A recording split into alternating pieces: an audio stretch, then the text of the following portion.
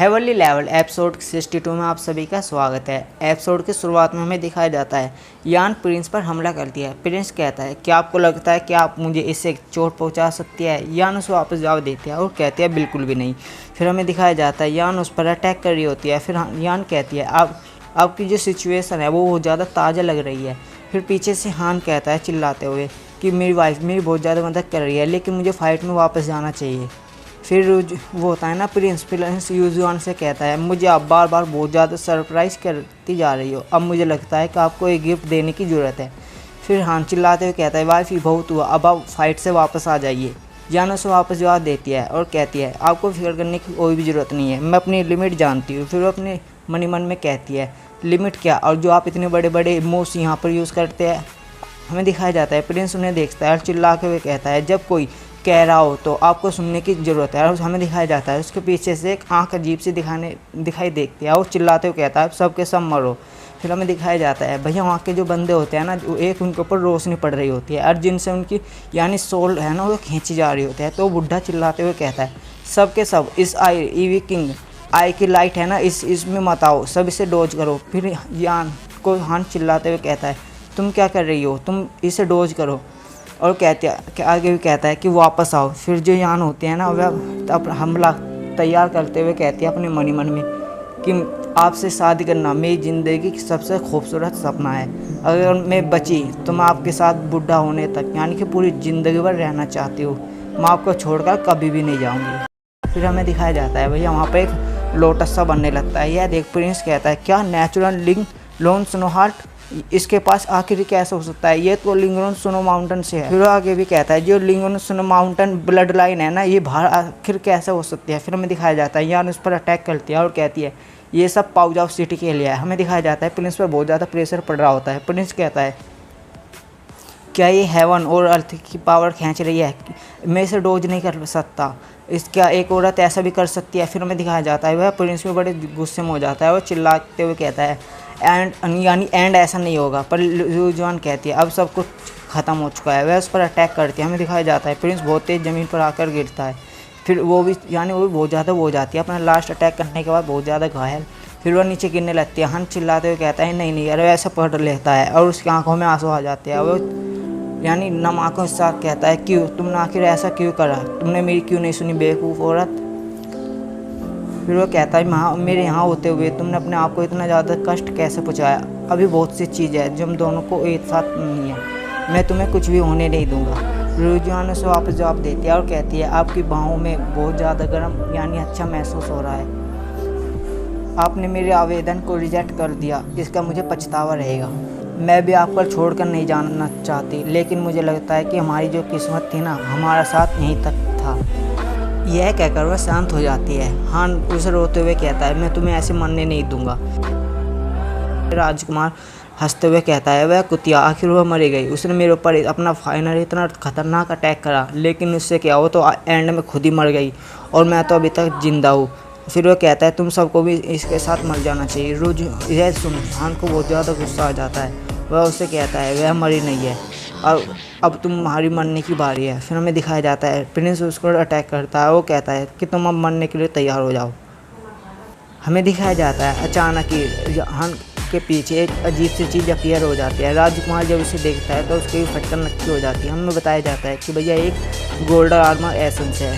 हान उसे जवाब देता है और कहता है तुम कभी मत बोलना कि मैं एक सोल मास्टर हूँ। फिर हमें दिखाया जाता है प्रिंस को उसको आता है अटैक करने की कोशिश करता है, लेकिन जो प्रिंस का अटैक होता है ना वो बिल्कुल फेल हो जाता है। हान फिर प्रिंस चिल्लाते हुए कहता है आखिर ये क्या बात है, मैं एक प्रिंस हूँ, मेरा जो स्टेटस है वो बहुत ज़्यादा हाई है, लेकिन जो ये आदमी है जो कि इतना ज़्यादा यानी कि गरीब है कि इसकी शादी भी इसके यानी घर सनीलो है ना ये तो इसकी वाइफ के यहीं पे इसकी शादी हुई थी। फिर हमें दिखाया जाता है जो इसके अंकल होते हैं ना उस अजीब सी चीज़ को देखकर अपने मन में कहते हैं ये तो एक लीजेंडरी ड्रैगन गार्ड है जो कि हमारे इतिहास में हज़ारों साल पहले मेंशन किया गया है, ऐसे गोल्ड आर्मर कहा जाता है और ये यहाँ पर अपीयर कैसे हो सकता है। फिर सीन इस बुढ़े का होता है जिसका नाम वान है। वह अपनी मन में कह रहा होता है ये हमारी प्रिंस की एवर किंग आई है, क्या उसके सामने टिक भी सकता है, अब उसे मरने की ज़रूरत है।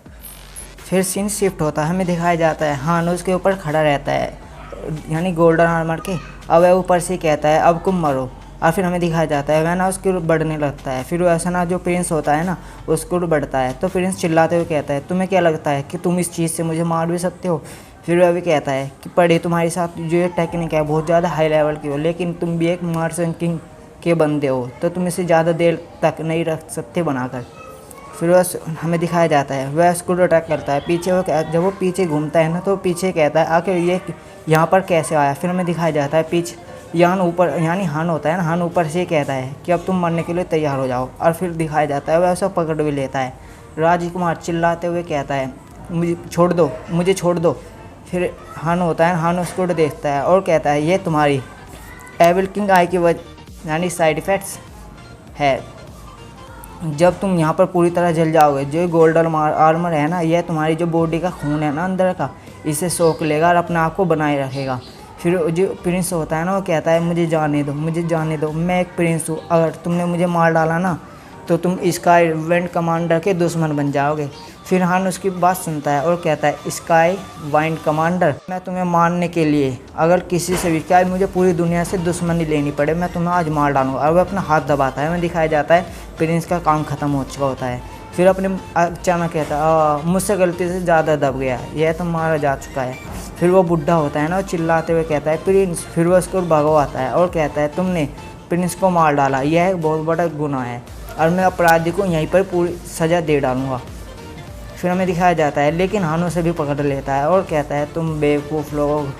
फिर हमें दिखाया जाता है वो बुढ़ा होता है ना वो अपने मन में कहता है आखिर ये कैसे हो सकता है, इसने मेरी स्वॉर्ड क्यों आई इंटेंशन को भी रोक डाला, आखिर ये क्या बात है। हमें दिखाया जाता है पीछे से उसका अंकल आते हैं और वह उसका बुढ़े को मार डालते हैं और कहते हैं नरक में जाकर सोचना। जब ये सैनिकों को ये दिखाई देता है ना कि उनका प्रिंस और विमान मारे जा चुके हैं, वे कहते हैं भागो भागो यहाँ से। फिर हमें दिखाया जाता है एक वो होता है सैनिक, वह कहता है यंग मास्टर और कमांडर के लिए, यंग मास्टर ने और कमांडर के लिए इस सिचुएशन के लिए हम सभी पर बहुत ज़्यादा मेहनत की हुई थी, अब हमें किसी एक को भी यहाँ से ज़िंदा वापस जाने नहीं देना है।